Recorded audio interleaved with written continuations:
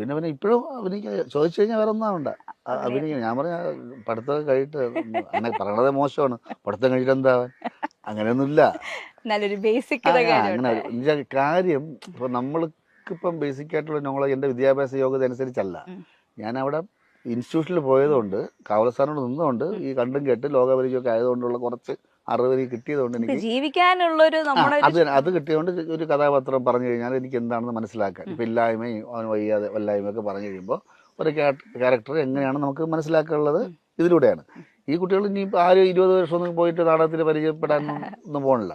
അപ്പോൾ വിദ്യാഭ്യാസത്തിലൂടെയും വായനയിലൂടെയും കിട്ടുന്ന അറിവ് ഉപയോഗിച്ചിട്ട് നമുക്ക് ഇതിൽ നിൽക്കാൻ പറ്റും. അപ്പൊ അതുകൊണ്ടാണ് ഞാൻ പറഞ്ഞത് പഠിക്കുക എന്ന് പറയുന്നത്. അതുകൊണ്ടാണ് കണ്ണൻ ചേട്ടനുമായിട്ടുള്ള ഒരു ബന്ധത്തിലാണ് ഇതിലേക്ക് എത്തിപ്പെടുന്നത് അല്ലേ? കണ്ണന്റെ ബന്ധം എന്ന് പറഞ്ഞു കഴിഞ്ഞാല് ഒരുപാട് പറയണത് അത് ബാസി ബന്ധം എന്ന് പറഞ്ഞു കഴിഞ്ഞാല് നമ്മുടെ സോപാനത്തില് മോഹിനിയാട്ടം ചെയ്യുന്നൊരു ഗോപി വർമ്മ അറിയാലോ, നമ്മുടെ കവടി. അപ്പൊ അവരാണ് ഇവിടെ എന്നെ എത്തിച്ചത്. അപ്പോൾ എന്നോട് ചോദിച്ചു ഇങ്ങനെ നിന്നാ മതിയോ, എന്തെങ്കിലുമൊക്കെ പുറത്ത് ചെയ്യണ്ടേ അവർക്ക്. ഞാൻ പറയാൻ നമുക്കങ്ങനെ പരിചയം, നമ്മൾ ഇതിൻ്റെ അകത്ത് കിടക്കുകയല്ലേ.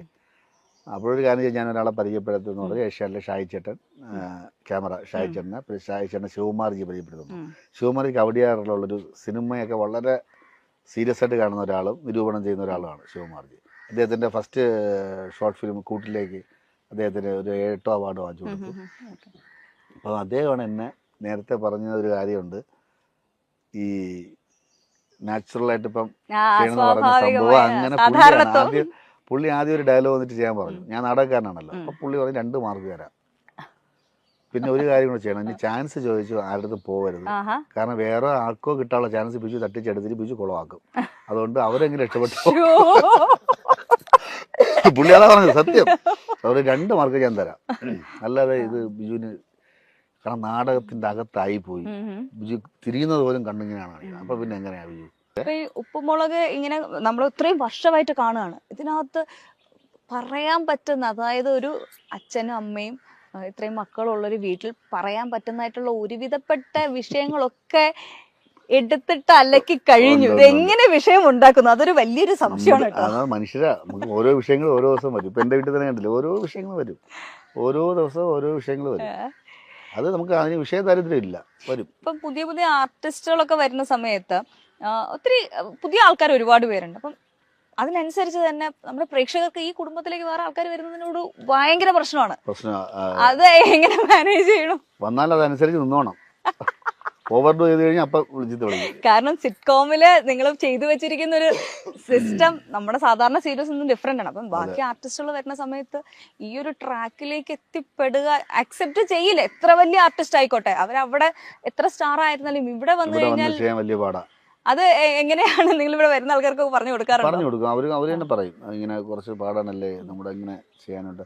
കുറച്ച് കഴിയുമ്പോൾ ആ അളവിൽ തന്നെ പോകും. നമുക്കറിയാമല്ലോ, പെട്ടെന്ന് സിങ്ക് ആവില്ലെങ്കിലും കുറച്ച് കഴിയുമ്പോൾ അങ്ങ് പോകും.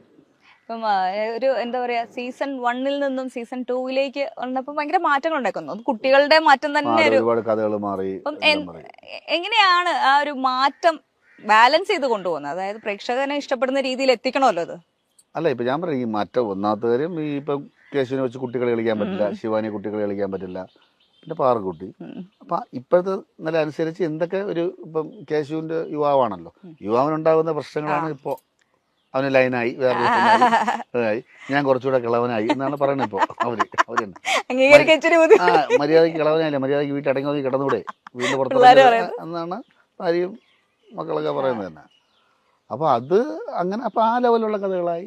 പിന്നെ അതിൽ തന്നെ രസിക്കാനുണ്ടല്ലോ, രസം എല്ലാ ഏജിലും ഉണ്ടല്ലോ. അപ്പൊ ആ ഏജ് അതിനനുസരിച്ചിട്ടുള്ള ഒരു മാറ്റവും നമ്മുടെ പ്രേക്ഷകർ അതനുസരിച്ച്, കാരണം കാലത്തിനനുസരിച്ച് മാറ്റം നമ്മളിൽ ഉണ്ടാവുന്ന പോലെ കഥയിലും. ഇപ്പോഴത്തെ പറഞ്ഞാല് അത് ഞാൻ പറയാനുള്ള വിഷയമാണ്. ഇപ്പൊ ഒരു വാക്ക് നമുക്ക് പറയാൻ പറ്റുന്നില്ല, നമ്മൾ പറയുന്നത് കഥയ്ക്ക് വേണ്ടിയാണ്, അല്ലാതെ ഒന്നും അല്ല. ഇപ്പൊ ഞാൻ നീരുവിന്റെ അടുത്ത് നിന്നെ അടിച്ച് റെഡി പറയാൻ പാടില്ല, പൊളിറ്റിക്കൽ കറക്റ്റ്നെസ്. എന്നെ ഇടിക്ക് അങ്ങനെ ചെറുത്തി സ്ത്രീകൾക്കെതിരെ ഞാൻ പറയും എന്തോന്ന് വയസ്സായെന്ന് പറയാൻ പാടില്ല.